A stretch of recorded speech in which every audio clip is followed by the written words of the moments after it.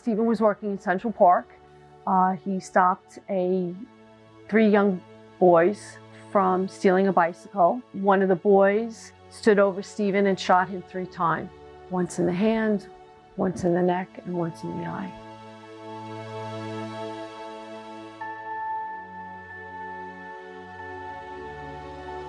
He was not able to breathe on his own, so he was on a respirator, and he was not able to move from the neck down. He thought everything was going to be just like he pictured it. And for him to come home in a wheelchair almost a 1.5 years later, I think he had a tough time in the beginning because it was just something that he never thought in his wildest dreams that this would happen to him.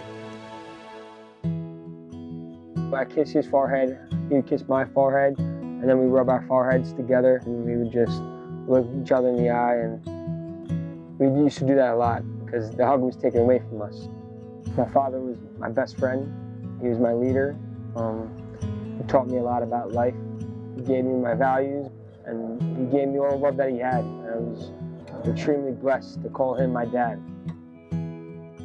I never stopped loving Steven. You know, that never changed. If anything, it grew even stronger. There were days where, you know, I could strangle him, but we worked and we supported each other and wanted what was best for each other.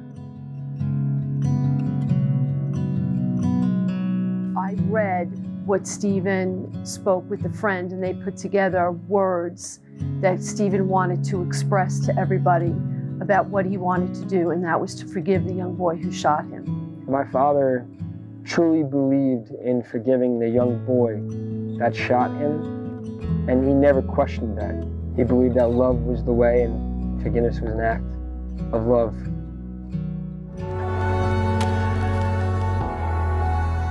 Steven had to forgive every day.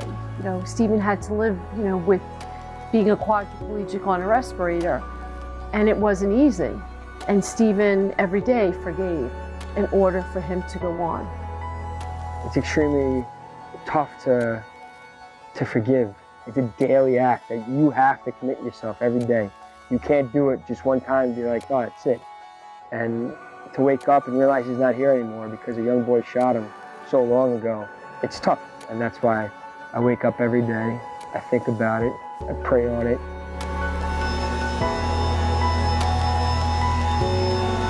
So him and my mother decided that, Steven, you have to get out of the house. You gotta spread this message of what has happened to you, being shot by a young boy, and forgiving him. And that's how it all started. And he didn't stop until 2017, and he went all over the world. His faith was something that was very important. He couldn't tell a story without talking about his faith. It was something that helped him get through, get through everything. He would tell his story, but it was amazing the stories that people would tell. We have unbelievable letters from kids who live in the inner city.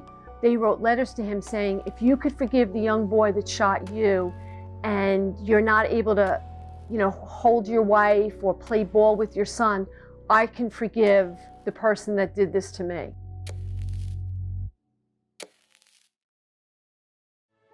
Those 4 days when I was praying, there was something that I've never felt before in my entire life.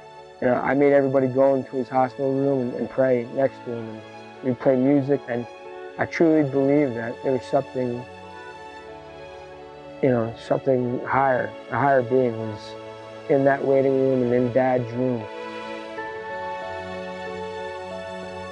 It was amazing, all the people that came to show their respect and love, and also to share their story about how Steven's life helped them in their lives. And I don't think Steven ever would have imagined the lives that he's touched.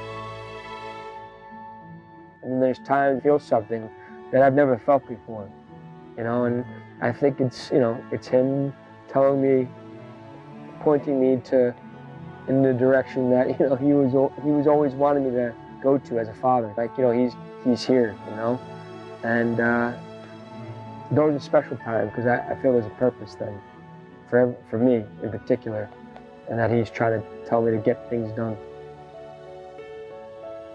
You know, he always said love is the way, That's what he said all the time. So I think the teaching that he taught me the most is you can't let anger destroy your heart, and you have to let love win.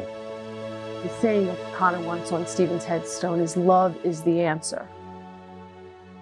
That was Steven, love is the answer. There is some good in the worst of us, and some evil in the best of us. When we discover this, we are less prone to hate our enemies.